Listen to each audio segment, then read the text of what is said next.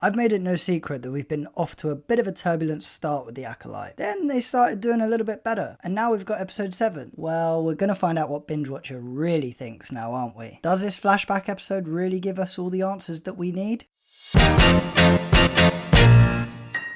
Now, the storyline for episode 7 brings us our second flashback episode, but from the Jedi perspective. We are brought into the understanding of what the truth is behind the past events which brought Osha and Jedi Master Sol together as Master and Padawan. The Jedi are on a mission to uncover the powerful awakening of a vergence that has bred life on a planet that shouldn't have. Masters Sol, Indira, Kalnacca and Palawan Torbin have been instructed by the Jedi Order to embark on this mission. While on the mission, however, they begin to understand that it is not something but someone, and in fact 2 twin girls in Mae and Osha that are the reason behind this vergence in the Force. As this is uncovered, Master Sol cannot help himself but feel a strong connection to Osha, which is the cause for the rising conflict between the Witches of Brendok and the missioned Jedi. With episode 7, the Acolyte is purposefully taking us back into the past to see and uncover what the truth is behind these events that have set a course of action for the series. But what they're doing is giving it from a different angle, being the Jedi. And that's now teeing us up for the final episode of the series with episode 8. Coming next week. Now we're getting roughly 45 minutes in length for episode 7. Now I get the purpose for us needing another flashback episode as we're seeing it from the Jedi's perspective, but we do get the clarity of why the Jedi are on Brendok, but is it really enough? Now this episode is meant to settle things for us by bridging the gap in our understanding. As this is a dedicated episode from the Jedi's perspective, we're supposed to have that mic drop moment, because this is where we are fully integrated into the things that have happened in the past. Now the Jedi have been sent to Brendok on a special mission to uncover the vergence, which we've seen before with Anakin, and it is fundamentally described as being a concentration of the Force so powerful that it can breed life, based on the midichlorians. Now the Jedi soon come to realise in this episode that it isn't a what, but a who. And that's where they realise that it's both Mae and Osha, which soon then follows that Master Sol strongly believes that the Jedi that are on this mission should take those 2 girls, as he believes that they're in danger, even though the witches are the twins' family, which is then where the conflict arises, because the witches go on the defensive and the Jedi go on the attack, thinking that they're doing it for good. This escalating conflict is pivotal for us to understand as the audience what the events are that took place in the past, which set us on a course of action for the series. However, they didn't go far enough. The kickoff to this escalation all centres around Palawan Torbin and his ultimate desire and need to have to go home, after specifically being instructed by his master, Indira, not to go after the twins. Simple instructions, I know. The events that take place soon after actually contradict the time that we're in, where the Jedi are supposedly meant to be in full control, because he ends up letting his emotions get the better of him and he goes after them anyway. I also can't help but think, instead of having 2 dedicated flashback episodes and both of them being really low quality, they could have either merged the 2 together to be one ultimate flashback episode, or they could have allowed the flashbacking to be integrated throughout all of the episodes of the series, which might have told the story a little bit better and also kept everything to a certain standard. And don't get me wrong, I'm not saying that Disney deciding to do things in this way is necessarily wrong, but what I am saying is if you are going to do something like what they've done, you need to have a solid script, which they clearly haven't. Now for me, the build up to what this episode was meant to be didn't really feel like it married up with what was delivered. We've had all of this tension building towards this episode from the overarching storyline. For me, we get 2 moments, 2 pivotal moments. One of them being between Sol and Mother Anissa, and the second with Jedi Master Indira and her actions which caused the downfall of the witches, both playing pivotal roles in this episode. But it really feels unbalanced. Now because of that unbalance, we as the audience then start to feel a sense of being let down. Now, I can't speak for everyone, but for me, and for some of the other reviewers on YouTube that I've listened to, there is a growing sense of being let down. Throughout the storyline, we're constantly wondering what has happened, and we get a glimpse of that in episode 3 with the Witches' dedicated flashback episode. But now with episode 7, when it's meant to be a mic drop episode, from the Jedi's perspective of the story, it just feels like they haven't given us that Luke, I am your father center stage moment. Now, for me, the Jedi portrayal in this episode seemed very inconsistent. The Jedi in this era of Star Wars are the ultimate authority in the galaxy, which has shown to cause heightened egos and arrogance from them. Episode 7 is telling the story of 4 Jedi that are on a mission to uncover the vergence, so it's a simple researching mission.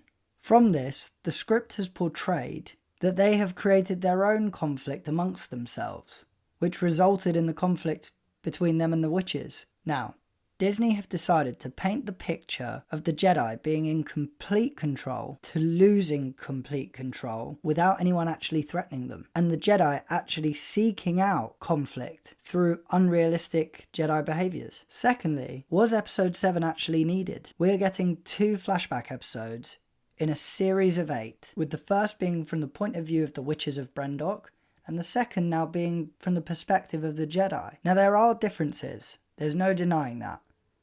But did they really need to have 2 separate episodes, really and truly, to articulate the Jedi side of the story, which didn't really have any major differences, when they could have either connected the 2 and had one overarching episode that was a little bit longer, or they could have threaded those flashback elements throughout the course of the series, freeing up 2 episodes to do something else with and build the storyline out. For me, I would have just had one big reveal and one dedicated flashback episode, because what's interesting is in both sides and both episodes, they're equally lacking. What Disney were planning to do here would have been fine, but only if they had a strong script, which they didn't. And the thing that I really wanted them to avoid the most, which now they haven't, is they've created a filler episode, and at the wrong time. Thirdly, there are definitely some lingering questions. Because Disney haven't gone far enough, this has given rise to questions that have gone unanswered, as well as giving rise to new questions because sequences weren't built out enough. Why did Jedi Master Sol do what he did, as it's completely against the Jedi way, and he's supposed to be a master? Did Mother Coral put a spell on Mae for her to produce the actions that she did, or was it as simple as they made it out to be? Based on Master Indira's actions to bring in Kalnacca back from being bewitched, how did she manage to destroy the Witch Society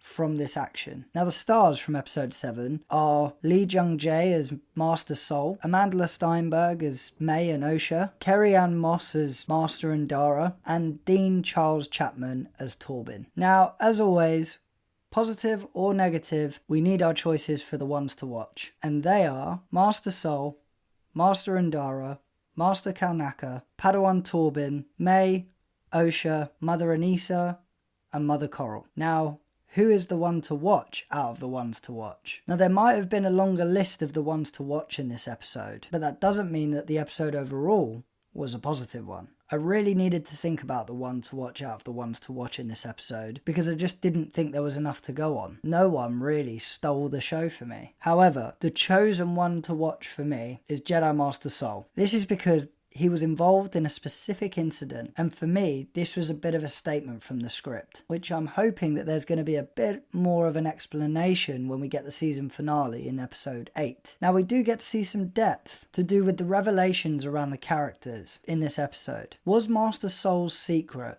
as big as we were led to believe? Throughout the course of this series, we've been led to believe that the events of the past have played a vital role in what we're seeing in the present day of the Acolyte. From what we've seen in episode 7, we're seeing a man who's fixated on making sure that he brings mainly Osha back with him to become his Padawan. From Master Sol's side of things, though, he's not really acting in the Jedi way. This is one of the causes to do with the escalation between the Jedi and the witches, which the Jedi are acting outside of their code. Master Sol's secret is a huge one, but not delivered to have as greater impact as it should have. Now, with Mae and Osha, will Mae forgive and will Osha turn? What is interesting about this episode is that we now know that Mae got to see what happened with Master Sol, whereas Osha didn't. We also know that Osha has not been able to let go of the past, and that is because she blames herself for those events which she believes is because she wanted to make the choice to go and join the Jedi. In episode 6, we see Osha's internal struggle start to surface, while Mae is about to have Sol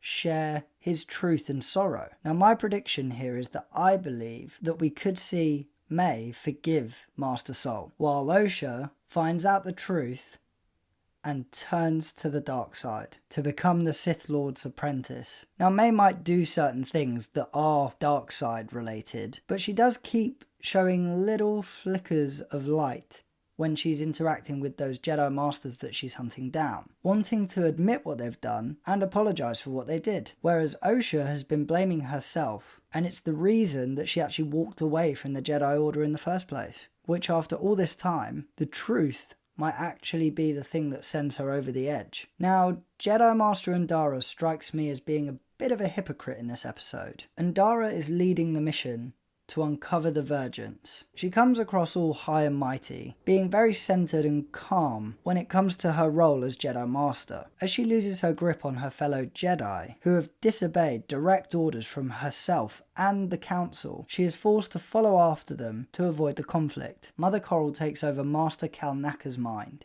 and battles with Master Sol and Padawan Torbin, which causes Master Indira to intervene in order to save them both. However, to reclaim Master Kalnacca from being bewitched, she's also followed suit with Master Sol, and actually gone even further than his actions were, which saw Master Indira taking out the witches. Now, this goes completely against the Jedi Code, and from my point of view, using the famous line from Anakin, the Jedi are evil. And now, Torbin.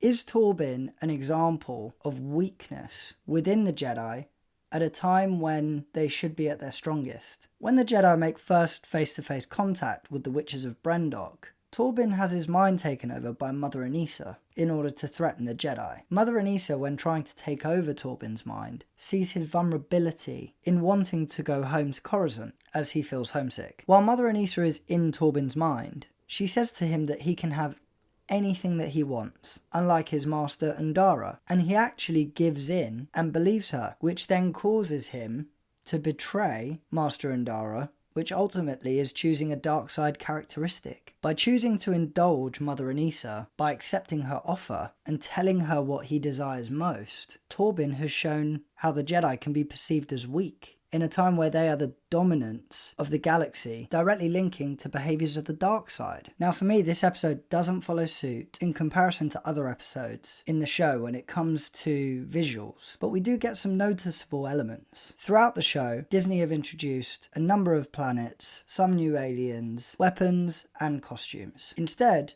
the Jedi are stationed on one planet, being Brendok in this episode, to carry out their mission, which sees them there for roughly 7 to 8 weeks before the conflict kicks off. We don't get an overhaul in this episode, but we do get some subtle introductions. In episode 7, we do get to see a bit more of the Brendok planet, with the wilderness taking centre stage for the majority of the episode where the Jedi have made camp. We get to see how they travel around on speeders that we have seen in previous Star Wars gone by, specifically A New Hope. There is some lightsaber action, which is good to see that Disney is keeping up a level of consistency here, coupled with explosions that we'll remember from episode 3 and the Witches flashback episode. Now, for me, there was a noticeable letdown when I watched this episode for a second time. Yes, I watched it for a second time. There is a moment where Master Sol is on his own and comes across Mae and Osha for the first time, but stays hidden. Now, there's a butterfly-looking creature that flies across him in the picture when he's looking at the twins ahead of him. Similar to the Elder Witch of Brendok, having what I can only describe as a Jar Jar Binks moment where it's blatantly obvious that the CGI isn't up to standard, and this was really noticeable. Now, for me, I've really been trying to keep the faith when it comes to this TV show, but I do feel that episode episode 7 was a letdown in its entertainment value. The Jedi get to tell their side of events that happened in this second flashback. We see a lot of challenging going on amongst the Jedi in this episode, but mainly between Jedi Master Indira and Master Sol. The problem in this episode is that they don't invite the audience to explore the decisions that have been made enough. You have to remember that this wasn't just meant to be a second flashback episode, but in fact, the big reveal from the Jedi's perspective on things. But Disney just didn't go far enough. There seems to be a reoccurring theme that keeps playing out, where the decisions that are made within the episodes of the series are made too easily without building any suspense for us as the audience. Now, for me personally, this has a big impact on keeping me hooked to what I watch if I'm watching something like this, because it keeps me hooked to wanting to see more. And like I said in my previous reviews, I thought they had sorted this out in episode 5 and 6, but here we are back in the same situation. Overall, I found this episode to be a bit of a letdown. Now, it did bring a different perspective when I think about the characters, but I really can't help but think they could have just merged episode 3 and 7 together, which ultimately makes this feel like it's just a filler episode right before the season finale. Now, there is depth through revelation and a thread through each one of our Jedi heroes that is showing qualities from the dark side. When it comes to the visual and cinematographies, we do get to see speeders, lightsabers, and the wilderness of the Brendok planet, but the CGI is yet again another letdown. When it comes to the entertainment, unfortunately it didn't keep me hooked, and it almost felt like I had my hopes up, only to have them dealt a major blow with this episode. I give episode 7 of The Acolyte 1 out of 5 buckets, meaning it's a binge watching flopbuster. If you've been watching the show, what is your prediction for the season finale of The Acolyte? Let me know in the comments below. And as always, don't forget to smash a like if you enjoyed, subscribe to the channel if you're new, and follow us across all social media platforms to stay up to date with the latest content. If you like what you've seen here, and you want to see more, click right here to see more. I'm Matthew, this is Binge Watcher, thanks for binging with me.